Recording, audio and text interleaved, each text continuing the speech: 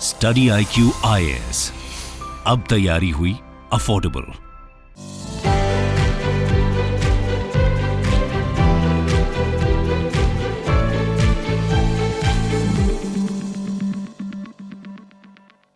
भारत में बहुत सारे बिलियनियर्स हैं, लेकिन खास तौर से दो बिलियनियर्स के बीच में कंपटीशन चल रहा है हर क्षेत्र में कि कितना पैसा उन लोग के पास है या हर क्षेत्र में कौन आगे जाएगा। और ये दो बिलियनियर्स कौन हैं? अदानी और अंबानी। तो Adani became the world third largest person and Asia के सबसे अमीर आदमी बन चुके हैं, अभी कुछ दिन पहले खबर आई। और अंबानी दुनिया के छठे सबसे अमीर आदमी हैं। और ये जो कंपटीशन है इन दोनों के बीच का, ये गीगा फैक्ट्री क्षेत्र में भी पहुंच गया है। तो मुकेश अंबानी ने हाल ही जो उनकी रिलायंस की AGM हुई थी, एनुअल जनरल बॉडी मीटिंग, उसमें अनाउंस किया कि वो 5वीं गीगा फैक्ट्री खोलेंगे। और साथ ही साथ उसके बाद पिछले हफ्ते वेंसडे को अदानी ने कहा कि वो 3 गीगा फैक्ट्री बनाएंगे, जिसमें वो कितना पैसा निवेश करेंगे? $70 बिलियन की ग्रीन इन्वेस्टमेंट, यानी लेस कार्बन रिन्यूएबल एनर्जी में इन्वेस्टमेंट करेंगे। तो ये दोनों के बीच में कंपटीशन सिर्फ पैसे का नहीं है, ये कंपटीशन अब रिन्यूएबल एनर्जी क्षेत्र में भी पहुंच गया है, गीगा फैक्ट्री क्षेत्र में भी पहुंच गया है। तो हमें सबसे पहले यह समझना है कि आखिरकार ये गीगा फैक्ट्री आखिर होता क्या है, क्योंकि ये शब्द कहां से आया है। देखिए, ये शब्द कोई बहुत पुराना शब्द नहीं है, ये कोई लेगेसी शब्द नहीं है। हमने फैक्ट्री के बारे में सुना है, हमने प्लांट के बारे में सुना है, लेकिन ये गीगा फैक्ट्री कोई लेगेसी शब्द नहीं है। ये एक मॉडर्न और नए जनरेशन का क्लीन एनर्जी कंपनीज का टर्म है। और इस टर्म्स को किसने इन्वेंट किया? इस टर्म को इन्वेंट करने वाले थे दुनिया के सबसे अमीर आदमी इलॉन मस्क, जो टेस्ला और स्पेसएक्स के ओनर हैं। तो उन्होंने, जो मर्क्यूलियर बिलियनियर हैं स्पेसएक्स के और टेस्ला के, उन्होंने 2013 में कहा कि massive battery production facility that Tesla and his electric car company was building, वो जहां से ये बैटरी बनाएंगे, जहां से वो टेस्ला की गाड़ियां बनाएंगे, उनको कहा उन्होंने गीगा फैक्ट्री। तो गीगा फैक्ट्री शब्द का इस्तेमाल पहली बार किया था इलॉन मस्क ने। अब गीगा फैक्ट्री होता क्या है? गीगा फैक्ट्री सिग्निफाई करता है एक ऐसी प्रोडक्शन यूनिट जो बहुत ज्यादा एनर्जी प्रोड्यूस कर सकती है, उत्पादन कर सकती है। तो giga factory signifies factory that is capable of end to end production, यानी रॉ मटेरियल से लेकर एंड प्रोडक्ट एक ही जगह बनता है। और साथ ही साथ thousands of gigawatt of energy वहां से पैदा होती है, और जो बैटरीज में स्टोर होती है, जिसका इस्तेमाल मैन्युफैक्चरिंग करने में करा जाता है। तो ये जितनी एनर्जी कंज्यूम करती है, उससे ज्यादा एनर्जी प्रोड्यूस करती है रिन्यूएबल एनर्जी रिसोर्सेस से। तो इसलिए गीगा फैक्ट्री। और गीगा क्यों इस्तेमाल किया जाता है? एक तो ये हो गया एंड टू एंड प्रोडक्शन, दूसरा रिन्यूएबल एनर्जी प्रोडक्शन होता है, तीसरी चीज क्या है?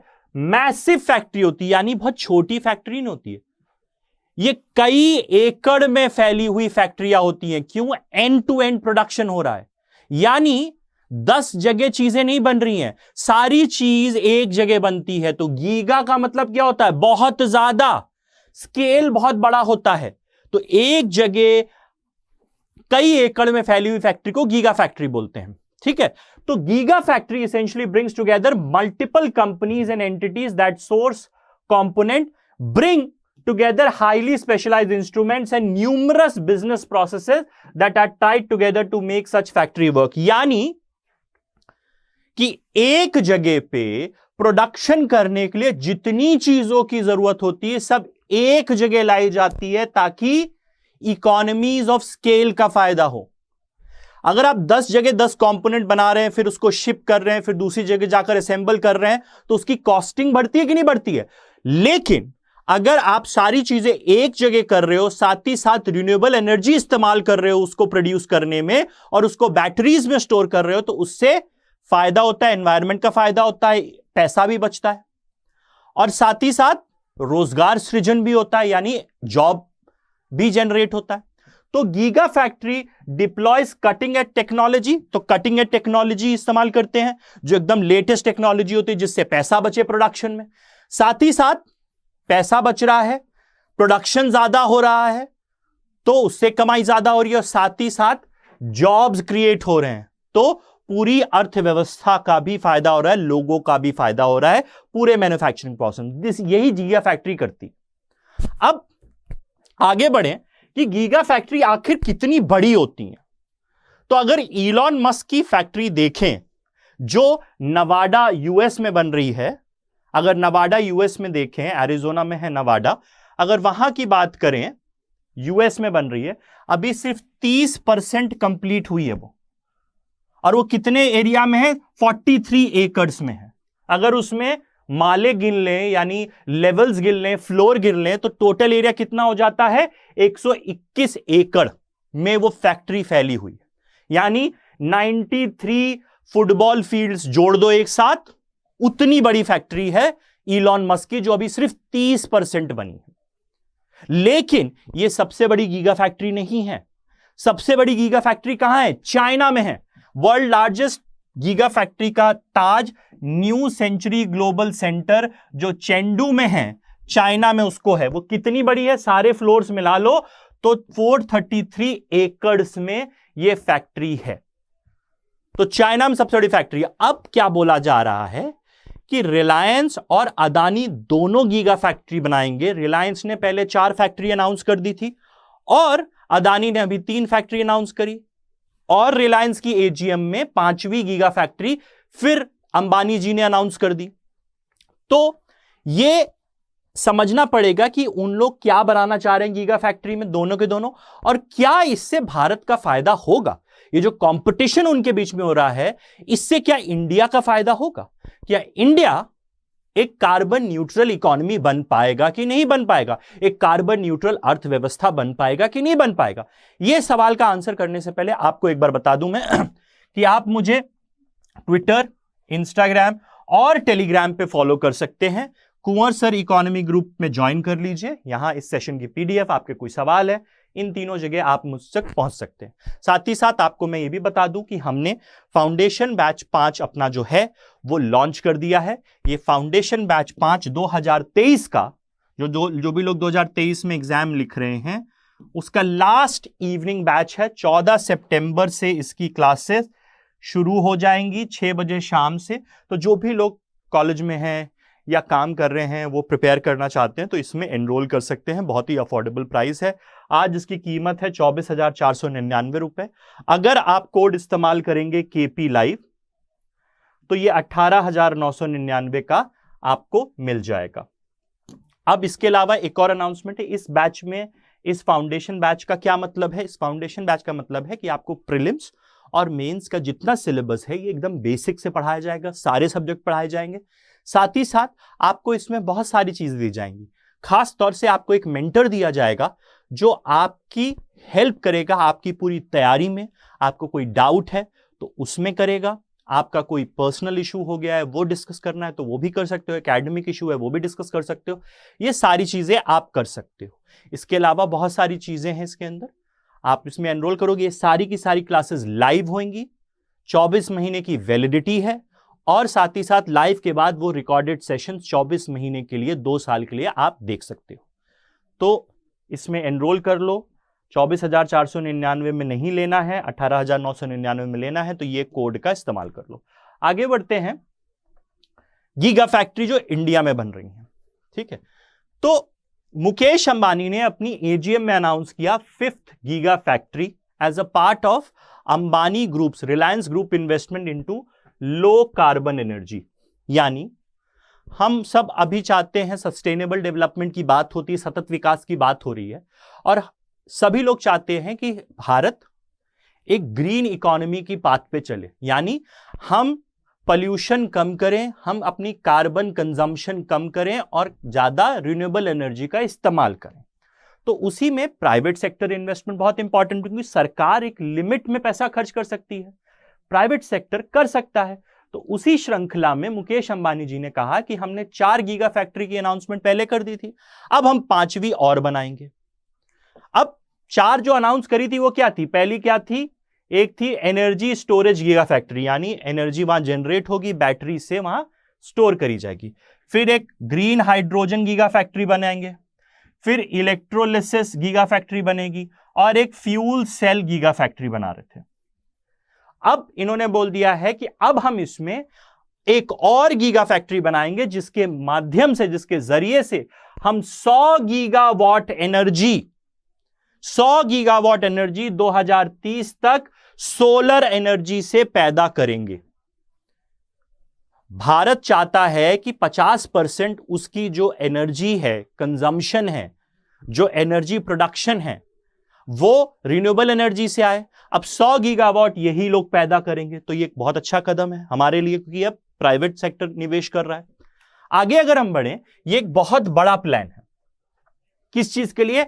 हमारी इकोनॉमी को डीकार्बोनाइज करने के लिए, यानी हमारा कार्बन एमिशन कम करने, क्योंकि आज जो बिजली की खपत होती है वो कहां से आती है? कोयले की बिजली आती है। लेकिन 100 गीगावाट अगर सोलर से आएगी और उससे प्रोडक्शन होगा तो कार्बन एमिशन कम होगा कि नहीं होगा? कार्बन एमिशन कम होगा। और यहां क्या होगा? टेक्नोलॉजीज का इस्तेमाल किया जाएगा और इकोनॉमिकल एट स्केल होगा, क्योंकि एक ही जगह सारी चीज होगी।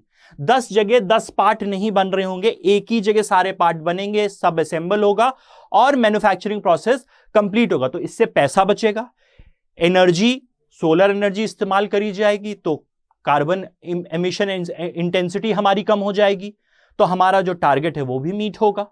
ठीक है, तो ये सारी चीजें होंगी इसमें। आगे अगर हम बढ़ते हैं, the factory capable of manufacturing 100 gigawatts of solar panel in 9 year is impressive. जो रिलायंस की फैक्ट्री बन रही है उसका यह कहना है कि हम अगले 9 साल में 100 गीगावाट के सोलर पैनल बनाएंगे। इससे होगा क्या? इससे हमें क्या फायदा?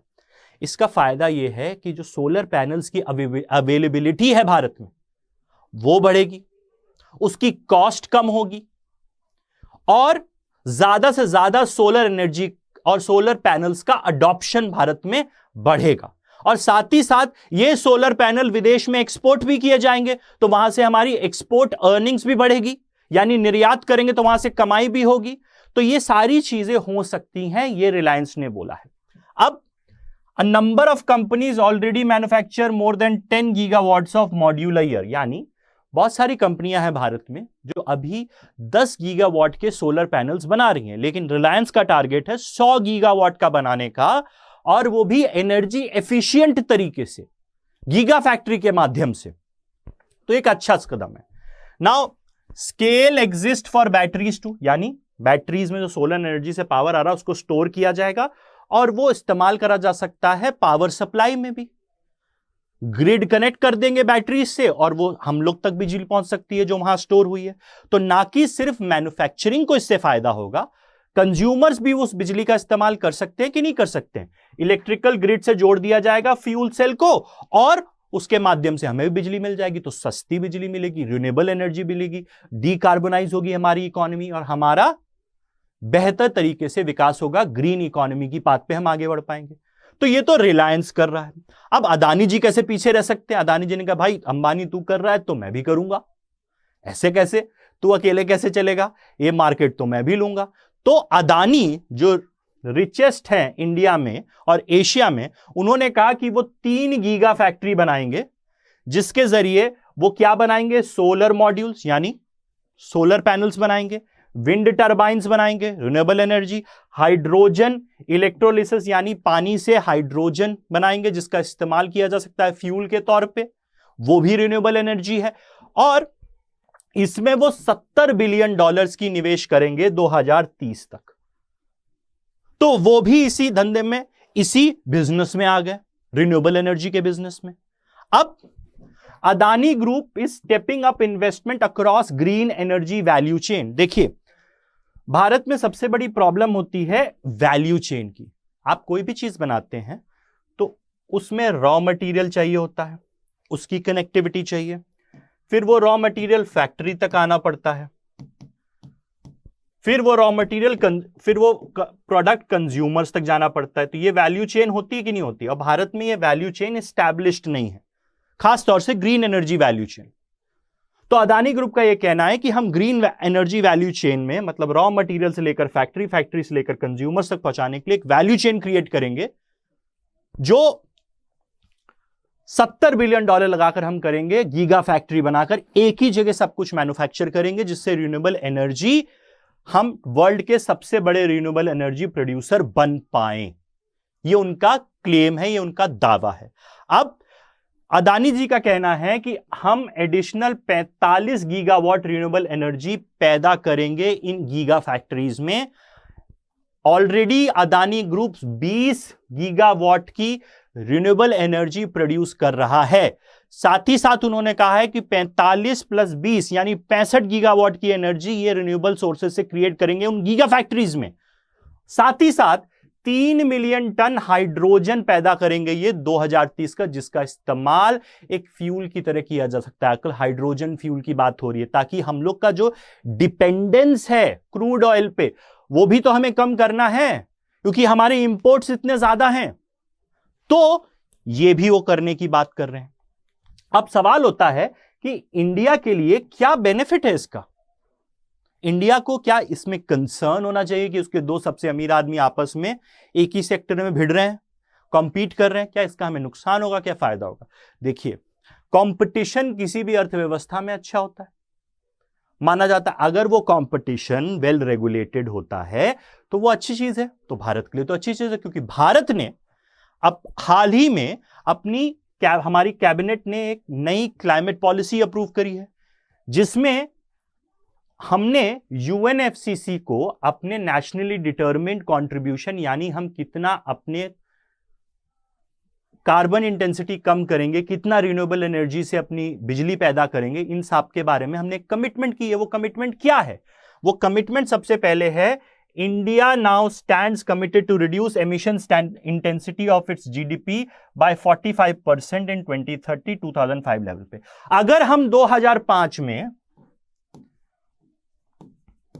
100 gigawatt carbon, 100 ton carbon emit कर रहे थे, तो अब भारत सरकार का कहना है कि 2005 लेवल को अगर हम मान लें तो 2030 में हमारी एनर्जी जो एमिशन है, कार्बन एमिशन है, उसको हम कर देंगे 55 टन। तो 45% हमने अपनी इंटेंसिटी कम कर दी। इसके साथ ही साथ हम लोग सस्टेनेबल लाइफस्टाइल, यानी lifestyle for environment as a key to combating climate change को एक पद्धति बनाएंगे पूरे देश में। ये कमिटमेंट है। साथ ही साथ ये कमिटमेंट है कि हमारी 50% जो एनर्जी है जो हम प्रोड्यूस कर रहे हैं, वो हम रिन्यूएबल एनर्जी सोर्सेज से प्रोड्यूस करेंगे।